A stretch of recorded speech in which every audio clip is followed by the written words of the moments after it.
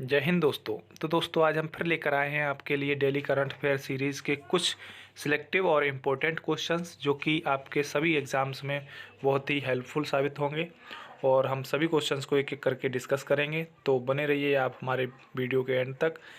तो पहला क्वेश्चन है हमारा स्क्रीन पर, निम्नलिखित में से किस व्यक्ति ने एडीबी यानी एशियन डेवलपमेंट बैंक के निदेशक मंडल की 56वीं वार्षिक आम बैठक में भाग लिया?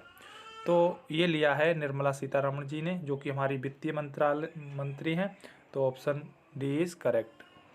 बात करें एशियन विकास बैंक की, तो एशियन विकास बैंक एडीबी 19 दिसंबर 1966 को स्थापित एक क्षेत्रीय विकास बैंक है जिसका मुख्यालय फिलीपींस की राजधानी मनीला में है और एशिया में सामाजिक आर्थिक विकास को बढ़ावा देने के लिए बैंक दुनिया भर में 31 क्षेत्रीय कार्यालय भी चलाता है। और वहीं मई 2023 के अनुसार बात करें तो एडीबी के अध्यक्ष जो है जापान के मासात्सुगु आसाकावा जी हैं। हमारा अगला प्रश्न स्क्रीन पर है, निम्नलिखित में से किस देश के उच्च आयोग ने कारगिल में परियोजना के लिए अनुदान की घोषणा की है? तो ये की है ऑस्ट्रेलिया ने। और भूटान की राजधानी थिम्पू है, ऑस्ट्रेलिया की कैनबरा और फ्रांस की पेरिस और इज़राइल की यरूशलेम है। और बात करें ये कारगिल की, तो ये हमारा राजस्थान सॉरी जम्मू कश्मीर में पड़ता है और ये आपको यहाँ पे शो कर रहा होगा कारगिल, और इसके ऊपर वाला भाग जो है ये पीओके पड़ता है और इधर अक्साई चीन। बढ़ते हैं नेक्स्ट क्वेश्चन की तरफ। वहीं बात करें कारगिल जो है अब लद्दाख में पड़ता है, क्योंकि 31 अक्टूबर 2019 के बाद अब ये दो केंद्र शासित प्रदेश हो गए हैं। तो लद्दाख के इतिहास में पहली बार भारत में ऑस्ट्रेलियाई उच्चायोग कारगिल में एक परियोजना के लिए अपनी सरकारी अनुदान की घोषणा की है। और भारत में ऑस्ट्रेलियाई उच्चायुक्त बैरी ऑफरेल की अध्यक्षता में श्रीनगर में एक विशेष बैठक के दौरान इसकी घोषणा की गई और परियोजना का जो नाम है वो है रिटर्न्स टू रूट्स। और वहीं बात करें कारगिल की, तो कारगिल यह एक केंद्र शासित प्रदेश लद्दाख की संयुक्त राजधानी है और वैसे लद्दाख की राजधानी लेह है और यह कारगिल ज़िले का मुख्यालय भी है। यह लेह के बाद लद्दाख का दूसरा सबसे बड़ा शहर है। और बात करें लद्दाख में, तो कारगिल और लेह दो ही ज़िले हैं। हमारा अगला प्रश्न है, एशियन भारत समुद्री अभ्यास AIME 2023 निम्नलिखित में से किस देश के साथ आयोजित किया जाएगा? किस देश में आयोजित किया जाएगा? तो इसका सही आंसर हो जाएगा ऑप्शन ए, सिंगापुर में। इसकी स्थापना एशियन की स्थापना जो थी, इसकी स्थापना 8 अगस्त 1967 में हुई थी, जब 5 देशों Indonesia, Malaysia, Philippines, Singapore, Thailand के विदेश मंत्रियों ने आसियान घोषणा पर हस्ताक्षर किए थे। इसमें 2006 में संयुक्त राष्ट्र महासभा में पर्यवेक्षक का दर्जा दिया गया था और आसियान की स्थापना 1967 में हुई थी और इसके 10 सदस्य हैं, Indonesia, Singapore, Malaysia, Brunei, Philippines, Vietnam, Cambodia, Laos, Thailand, Burma. और आसियान का जो मुख्यालय है वो जकार्ता में है, जो कि इंडोनेशिया की राजधानी है। ये आप देख सकते हैं यहाँ पे मैप और इनके फ्लैग हमने शो किए हैं। और इसकी फुल फॉर्म जो होती है वो होती है association of south east Asian nation. अगला प्रश्न है हमारा, महराज अहमद खान गनमेत शेखों ने हाल ही में मई 2023 भारत के लिए स्वर्ण पदक जीता। ये दोनों किस खेल से जुड़े हुए हैं? महराज अहमद और गनमेत शेखों, वेरी इम्पोर्टेंट क्वेश्चन है, आप इसको नोट डाउन कर लीजिए। ये जुड़े हुए हैं हमारे निशानेबाजी से, तो ऑप्शन बी इज़ करेक्ट। ये यहाँ पर उनकी पिक्चर देख सकते हैं आप। International shooting sport federation ISSF, इसकी फुल फॉर्म भी पूछी जा सकती है।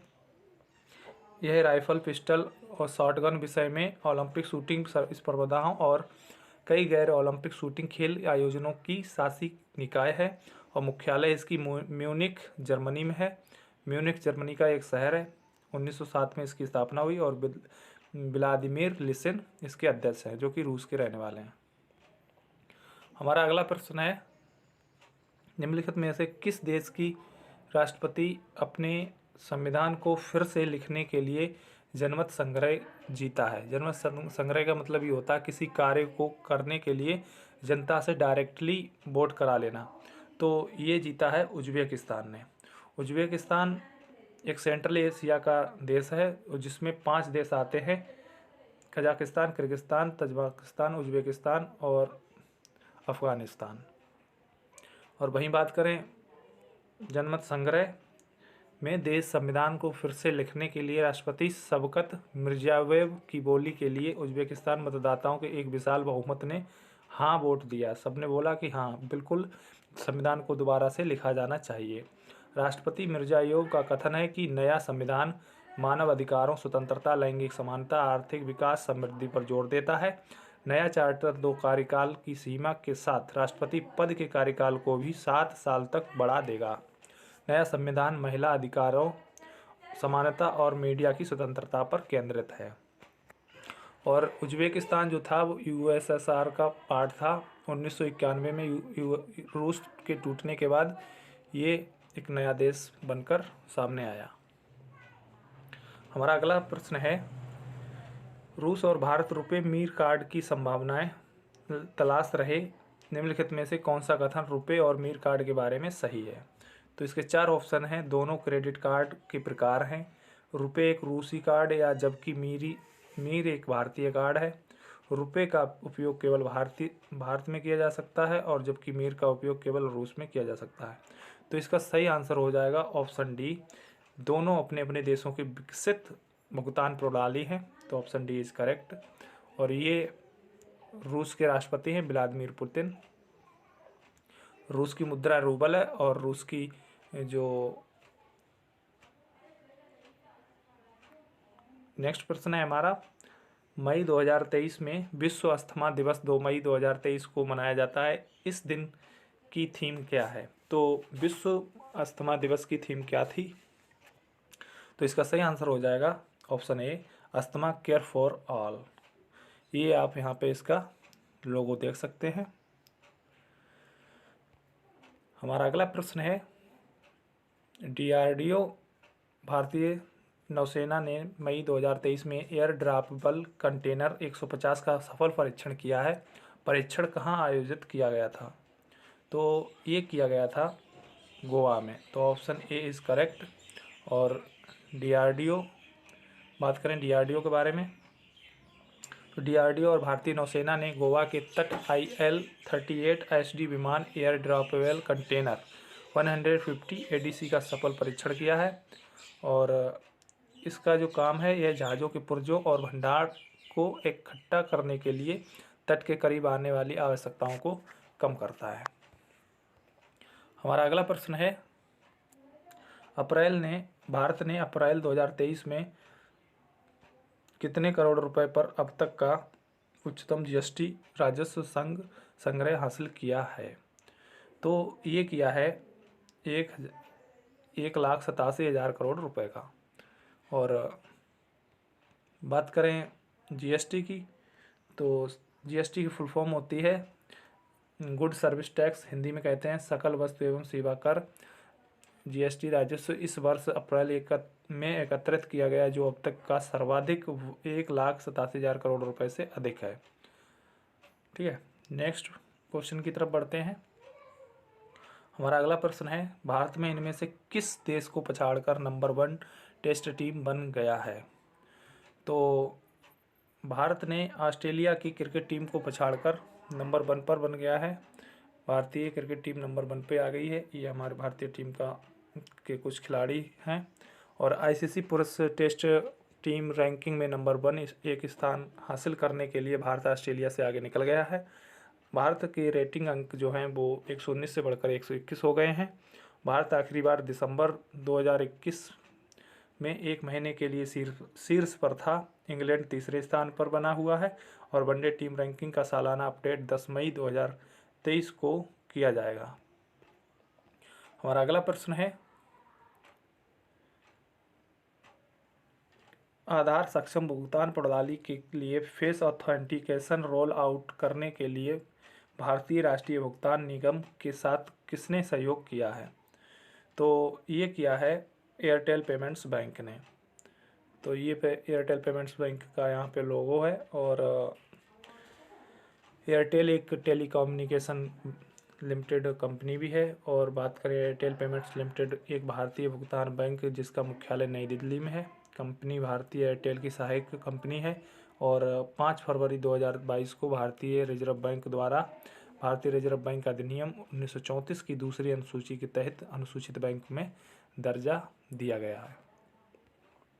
अगला प्रश्न है हमारा, इनमें से किस अभिनेत्री को लेनीज के ब्रांड एम्बेसडर के रूप में साइन किया गया है? तो यहाँ पर हमने जो आथिया शेट्टी हैं इनको ये ब्रांड एम्बेसडर बनाया है। यहाँ पर हमने इसकी तस्वीर लगाई थी, बट बाय मिस्टेक यहाँ पे जो है मेट्रो ट्रेन की तस्वीर लग गई। तो ये जो है कोरियन स्किन केयर ब्रांड लेनीज अभिनेत्री आथिया शेट्टी को भारत में अपने फर्स्ट ब्रांड फेस के रूप में साइन किया है। तो इसको भी आप नोट कर लीजिए। अगला प्रश्न है हमारा, इनमें से किस मंत्रालय ने राइट्स लिमिटेड के साथ समझौता ज्ञापन पर हस्ताक्षर किए हैं? तो ये किए हैं आवास और शहरी मंत्रालय मामलों के मंत्रालय ने। तो ऑप्शन ए इज करेक्ट। आवास और शहरी मंत्रालयों के महुआ राइट्स लिमिटेड के साथ एक समझौता ज्ञापन पर हस्ताक्षर किए हैं। और वही बात करें राइट्स टेक्निकल सपोर्ट यूनिट को 3 साल तक मदद देगी। अगला प्रश्न है हमारा, इनमें से किसने दक्षिणी वायु कमान के air officer commanding in chief के रूप में पदभार संभाला है? तो इसका सही आंसर हो जाएगा बालकृष्ण मणिकांतन ने दक्षिण वायु कमान के एयर ऑफिसर की कमांडिंग चीफ के रूप में पदभार संभाला है। और ये जो है वह एक हेलीकॉप्टर कॉम्बैट लीडर और टाइप क्वालिफाइड फ्लाइंग इंस्ट्रक्टर भी है। अगला प्रश्न है हमारा, संयुक्त राष्ट्र सेना के बारे में निम्नलिखित कथनों पर विचार कीजिए। तो यहाँ पे 3 कथन दिए हुए हैं, इनमें से बताना है कौन सा कथन सही है। तो पहला कथन है हमारा, संयुक्त राष्ट्र शांति सेना ने हाल ही में अपनी 100वीं वर्षगांठ पीस बिगिंस विद मी विषय के साथ मनाई है। तो ये 100वीं नहीं है, 75वीं वर्षगांठ इन्होंने मनाई है। तो इसलिए पहला स्टेटमेंट इनकरेक्ट हो जाएगा। अगला स्टेटमेंट है, भारत संयुक्त राष्ट्र शांति के अभियानों के सैन्य और वित्तीय रूप से सबसे अधिक योगदान देने वालों में से एक है। तो ये स्टेटमेंट करेक्ट है। और अगला है, संयुक्त राष्ट्र शांति को सेना को ग्रीन हेलमेट के नाम से जाना जाता है। तो ये इनकरेक्ट है, क्योंकि इसको ग्रीन नहीं ब्लू हेलमेट के नाम से जाना जाता है। तो only statement second is correct. हमारा अगला प्रश्न है, नीति आयोग ने हाल ही में निम्नलिखित में से किस संगठन के सहयोग से सामाजिक क्षेत्र में सर्वोत्तम अभ्यास एक संग्रह 2023 जारी किया है? तो ये किया है संयुक्त राष्ट्र विकास कार्यक्रम द्वारा, यूनाइटेड नेशन डेवलपमेंट प्रोग्राम के द्वारा। ये नीति आयोग की फुल फॉर्म होती है national institution for transforming India. और इसके जो अध्यक्ष होते हैं वो प्रधानमंत्री जी होते हैं, अभी नरेंद्र मोदी जी हैं। अंजी खंडू पुल भारत का पहला केबल आधारित रेल पुल हाल ही में निम्नलिखित में से किस राज्य या केंद्र शासित प्रदेश में बनाया गया है? तो ये बनाया गया है जम्मू कश्मीर में, जो कि आईफल टावर से भी ज़्यादा ऊंचा रेल ब्रिज है। अगला प्रश्न है हमारा, हिंदू विवाह अधिनियम 1955 के संदर्भ में निम्नलिखित में से कौन सा कथन गलत है? तो इसके 4 ऑप्शन हैं। पहला ऑप्शन है, भारतीय संविधान के अनुच्छेद 142 के तहत सर्वोच्च न्यायालय विवाह को भंग कर सकता है। ये बिल्कुल सही है। और अधिनियम में तलाक के लिए 6 महीने की अनिवार्य प्रतीक्षा अवधि है, ये भी स्टेटमेंट करेक्ट है। और डिक्री की तारीख से 1 महीने की समाप्ति के बाद तलाक लागू होता है, ये स्टेटमेंट इनकरेक्ट है। डिक्री की तारीख के तुरंत बाद भी तलाक लागू किया जा सकता है। और 4th ऑप्शन है, आपसी सहमति से तलाक की याचिका शादी के 1 साल बाद दायर की जा सकती है, ये भी स्टेटमेंट करेक्ट है। तो ऑप्शन 3 यानी 3 स्टेटमेंट इनकरेक्ट है, इसलिए ऑप्शन 3 और इसका आंसर हो जाएगा। हमारा अगला प्रश्न है, उच्च न्यायालय के न्यायाधीशों के स्थानांतरण के संबंध में निम्नलिखित में से विचार कीजिए। तो 2 स्टेटमेंट दिए हुए हैं, इसमें कौन सा करेक्ट और कौन सा इनकरेक्ट है, इस पर आपको चर्चा करनी है। तो हाई कोर्ट जजों के तबादले से जुड़े सुप्रीम कोर्ट के फैसले पर रोक लगा सकता है, तो ये इनकरेक्ट है। और संबंधित उच्च न्यायालय के मुख्य न्यायाधीश भी सब परामर्श का प्रक्रिया का हिस्सा बन सकते हैं, तो बिल्कुल बन सकते हैं। तो इस स्टेटमेंट केवल 2 इज़ करेक्ट, तो इसका सही आंसर हो जाएगा 2। हमारा अगला प्रश्न है, निम्नलिखित में से कौन सा देश लिथियम त्रिभुज का हिस्सा है। तो लिथियम त्रिभुज का हिस्सा है, एक हमारा चिली हो गया, और दूसरा हो गया बोलिविया, और तीसरा हो गया अर्जेंटीना।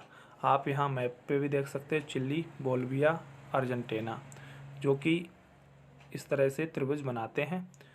और तो इसका सही आंसर हो जाएगा 2, 4 और 5, जो कि 4th ऑप्शन इज करेक्ट।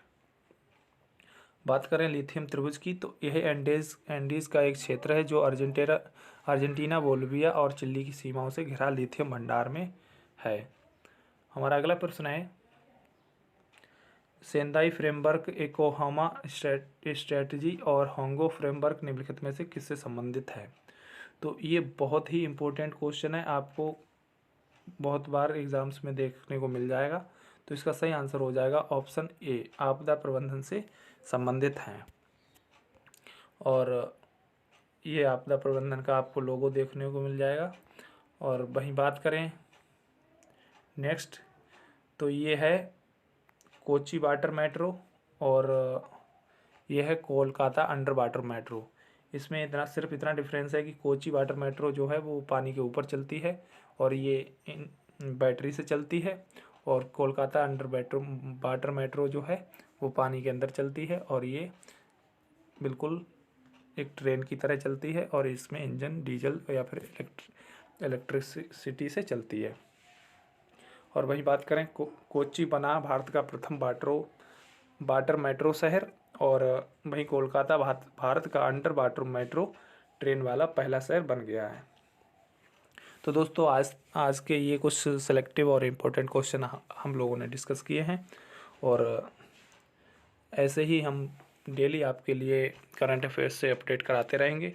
तो ज़्यादा से ज़्यादा लाइक और शेयर करें, बने रहिए हमारे साथ। तब तक के लिए अपना ख्याल रखिए, मिलते हैं नेक्स्ट वीडियो में। जय हिंद, जय भारत।